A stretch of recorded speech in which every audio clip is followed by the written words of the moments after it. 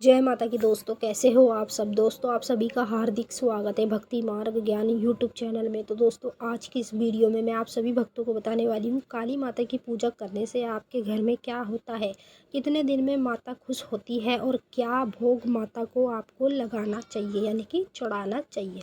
तो जितने भी काली माता के भक्त हैं जो भक्ति मार्ग ज्ञान यूट्यूब चैनल से जुड़े हुए हैं, उन सभी भक्तों को आज मैं बताऊँगी माता की पूजा करने से आपके साथ आपके जीवन में क्या होता है।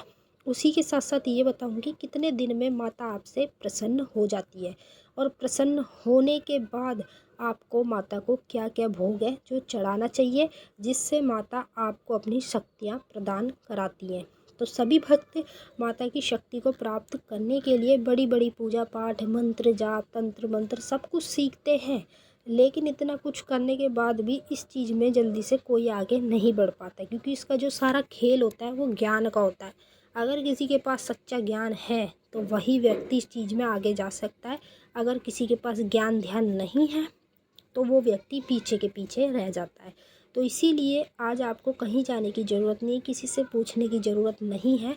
बस आपको इस वीडियो को एंड तक देखना है, तब आपको खुद पता चल जाएगा हम माता की पूजा पाठ करते हैं तो हमें कितने दिन में माता के दर्शन होने लगते हैं, कि क्या चीज़ें चढ़ाने से माता खुश होती है। तो चलिए भक्तों, मैं आप सभी को पूरी जानकारी के साथ बता देती हूँ, लेकिन बताने से पहले आप सभी भक्तों से एक रिक्वेस्ट करना चाहती हूँ। अगर आप भक्ति मार्ग ज्ञान यूट्यूब चैनल पर नए आए हो तो चैनल को जल्दी से subscribe to like share comment ज़रूर कर लेना। बेल आइकन को ऑल पे सेट कर लेना, ताकि हमारी जो भी न्यू वीडियो आए उसकी नोटिफिकेशन सबसे पहले आप सभी भक्तों के पास पहुँचे। तो काली माता की पूजा करने से हमारे जीवन में क्या होता है, सबसे पहले हम इस विषय पर बात करेंगे।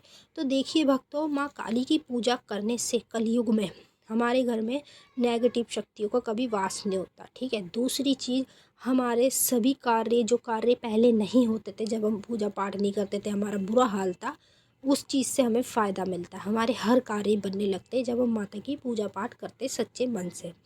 उसके साथ तीसरी चीज़, जब हम माता की पूजा पाठ करने लगते हैं, हमारे घर में हर चीज़ की बरकत रहती है। खाने की बरकत, पैसे की बरकत, सब चीज़ में बरकत सदैव बनी रहती है।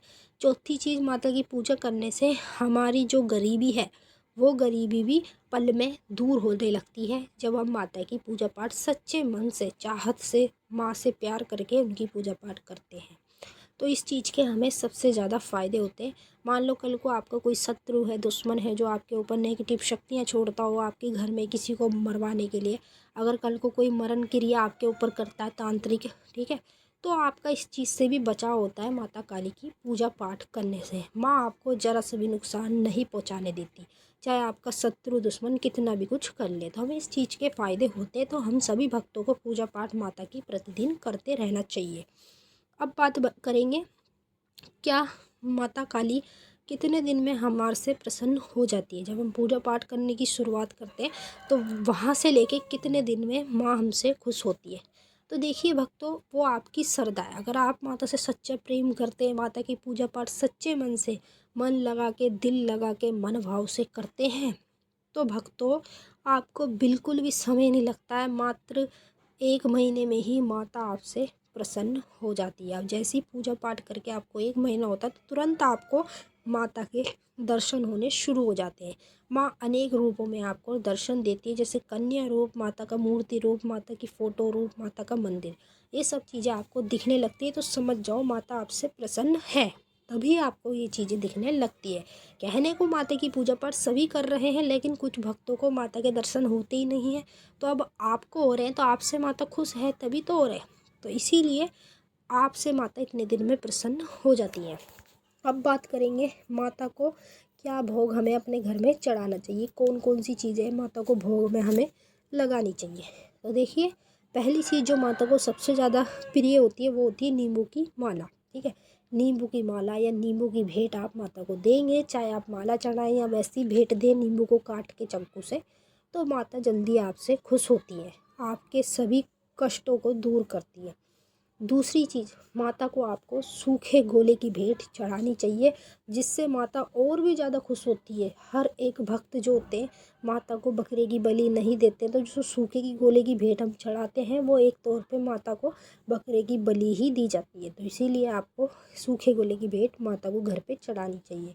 आपको उसके साथ साथ लौंग बतासे का भोग लगाना चाहिए, जायफल की भेंट चढ़ानी चाहिए, मीठा पान चढ़ाना चाहिए। पान के साथ साबुत सुपारी आती है वो आपको चढ़ानी चाहिए।